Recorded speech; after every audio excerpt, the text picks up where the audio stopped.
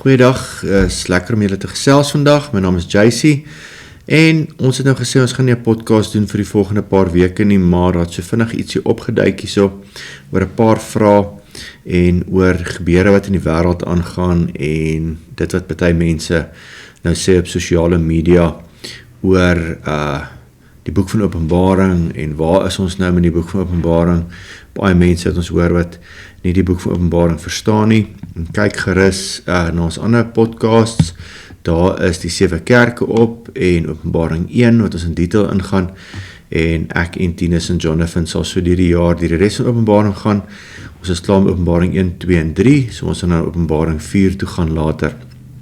Maar net om so vinnige tydlyn profiel en 'n profiel van 'n Openbaring te gee, sodat jy nie die mekaar raak nie. Maar daar's baie stemme daar buitekant. Op die einde van die dag bid ek dat jy na Jesus se stem sal luister en daar lees jy sy woord. Jy kyk na sy woord en laat sy Heilige Gees jou lei in die waarheid. Want die Heilige Gees sê, Jesus sê vir ons Johannes 14, hy sal ons alles leer van die verlede, Johannes 15, hy sal jou nou bystaan, en Johannes 16 sê hy sal jou alles leer van die toekoms. En dis hoekom Openbaring so mooi boek is, hoor gou wat sê hierso, die Openbaring van Jesus Christus wat God hom gegee het om aan sy diensknegte te toon wat gou moet gebeur. Ek is sy diensknegt, jy sy diensknegt.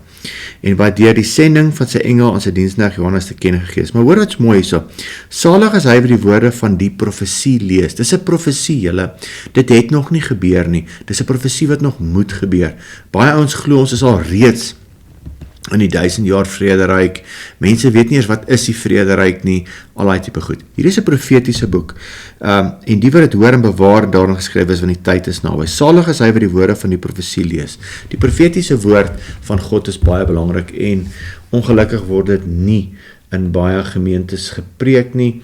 Die profetiese woord sê, die boek van Petrus is soos 'n lamp wat in 'n donker plek staan en wat vir mense hoop moet gee en lig moet gee.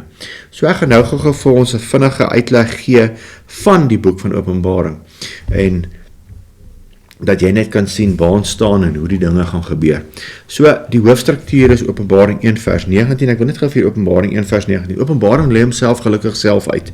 So, jy gaan net vir jouself moet afmaak, glo ek God se woord.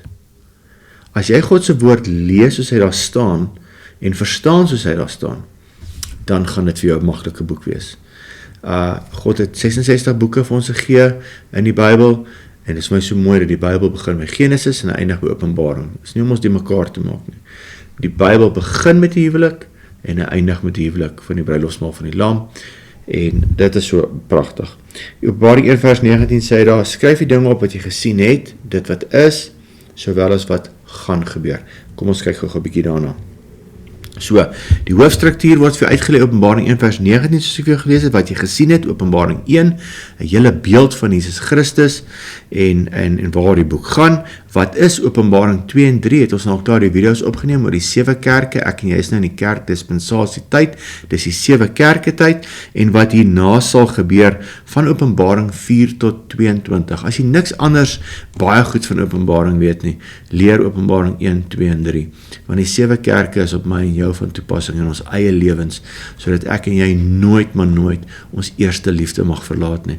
As jy onder die vlerke skuil van jou eerste liefde, wat hy in die kerk van Efese sê, moenie jou eerste liefde verlaat nie, jou doktrine is reg, alles is reg, maar jy het my nie meer so lief soos in die begin nie, sê die 83 vertaling, maar as jy hom lief het soos in die begin, as jy hom altyd lief het, hoef jy oor niks bekommerd te wees nie.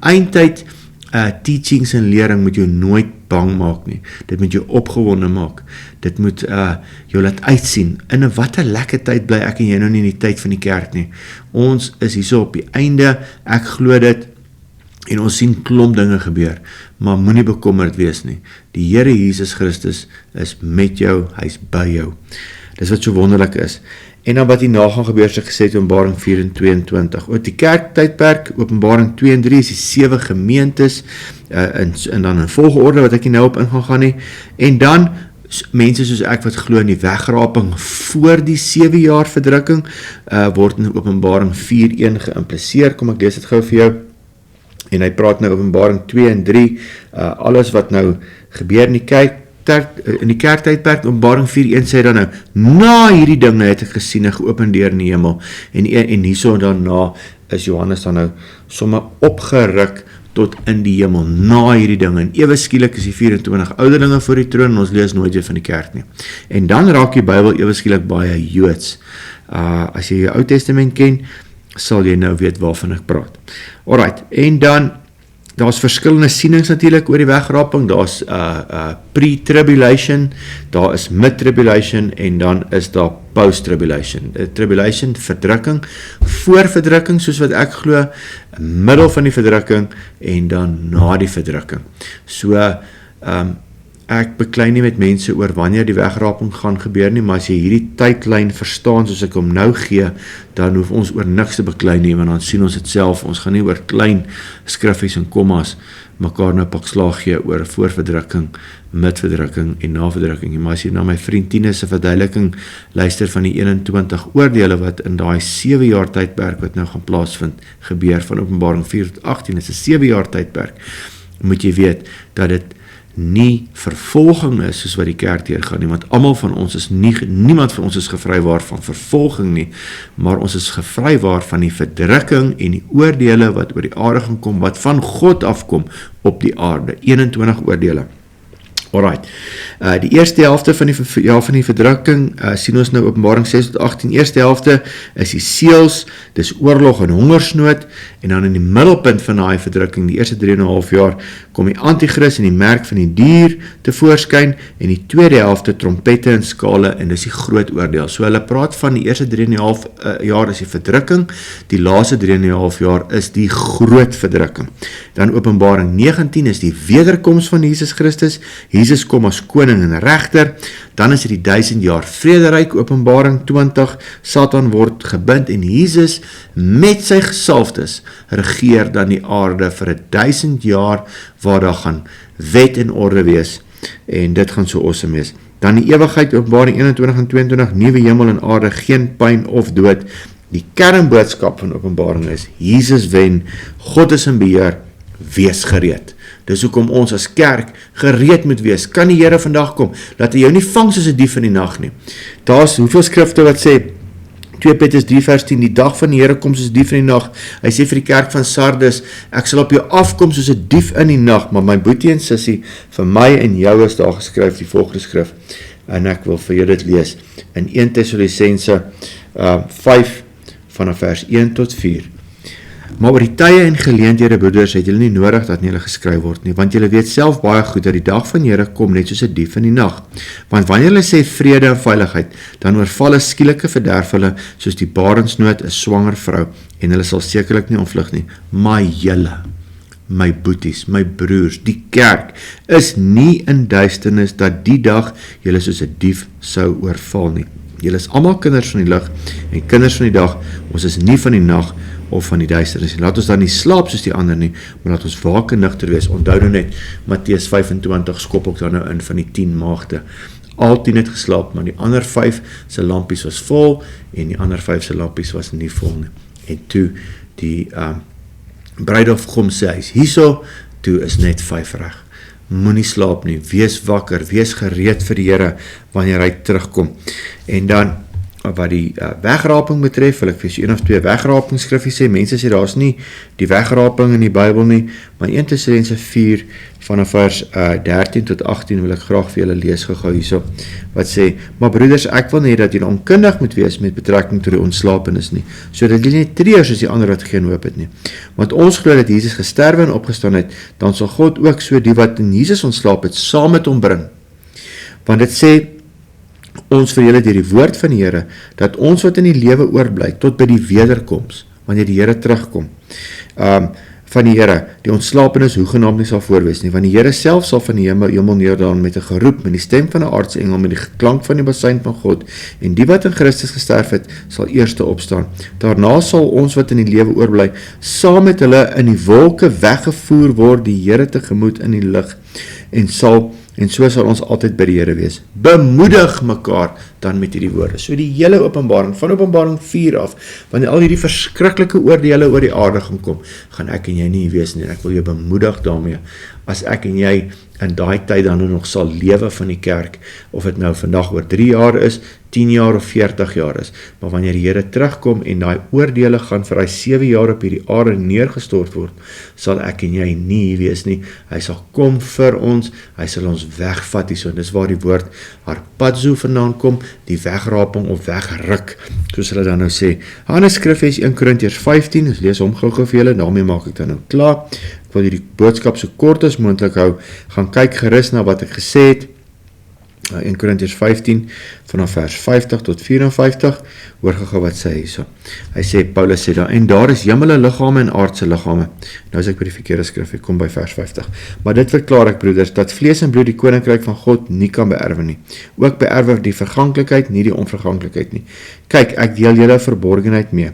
Ons sal wel nie almal ontslaap nie, ons sal nie almal doodgaan nie, maar ons sal verander word, in 'n oomblik, in 'n oogwink, by die laaste bassein, want die bassein sal weer klink, en die dode sal onverganklik opgewek word, en ons sal verander word, want hierdie verganklike moet met onverganklikheid bekleed word, en hierdie sterflike met onsterflike bekleed word, en wanneer hierdie verganklike met onverganklik bekleed is, en hierdie sterflike met onsterflike bekleed is, dan sal vervul word die woord wat geskryf is, die dood is verslind in die oorwinning. So in 'n oomblikse tyd sal die Here ons dan nou verander en ons sal saam met hom wees. So Openbaring is daar om jou en my te bemoedig dat God in beheer is. God is nie die mekaar nie, Openbaring het nie al plaasgevind nie, baie mense glo ons sal reeds in die 1000 jaar vrederyk. Al het die goed het gebeur 70 AD met die val van die tempel, maar nee my boetie, my sussie, hierdie moet nog gebeur. As hierdie die 1000 jaar vrederyk is, dan weet ek nie hoe dit ooit kan wees nie. Want oral is daar korrupsie, al die goed. God gaan vir ons kom wys in 1000 jaar hoe dit lyk om op 'n aarde te leef waar hy regeer saam met sy heiliges, waar daar geen korrupsie is nie, geen dood is nie, geen siekte is nie. Hoe wonderlik gaan dit nie wees nie. So Openbaring in kort, skryf neer dit wat is, dit wat was en dit wat gaan wees. Baie maklik, lê homself uit. Ek en jy moet net God se woord glo, ons moet God se woord so verstaan, soos hy vir ons daar sal sê, ons moet nie de mekaar raak nie. Ons moet nie de mekaar raak wat mense vir ons sê nie. Bou jou huis op die rots, Matteus 7:24, bou jou huis op die rots. Staan vir iets, anders val jy vir alles. En ek wil jou hiermee bemoedig, dat die Here jou baie lief het, en dat hierdie vir my en jou geskryf is vir die kerk, in 'n tyd soos hierdie. God gaan het die woord begin in orde, hy gaan met die skepping, hy gaan die wêreld klaarmaak in orde met 'n sekere verloop van gebeure wat gaan plaasvind. Daar sê, ek hoop hierdie bemoedig jou, jy moet 'n lieflike dag hê, luister reeds weer hierdie, share dit met jou vriende, en luister, gaan lees dit self, en kyk of dit so is. Groete, bye bye. Join the herd. You know 1,000,000 sheep will be dispersed by one lion's roar, by one lion's roar. Either step aside, for every God knows everything will crumble under his blows. You think yourselves weak, pathetic and overrun, and that all you've bled for is coming undone. So go kneel and wave and join the herd. You know 1,000,000 sheep will be dispersed by one lion's roar, by one lion's roar. Oh, you go out there and bow to none, and cause a stir as if it were the last one. Curse them into hiding. These thieves won't believe the wave we're riding. So go kneel and wave and join the herd. You know 1,000,000 sheep will be dispersed by one lion's roar, by one lion's roar. Ero destinato a diventare un grande soldato.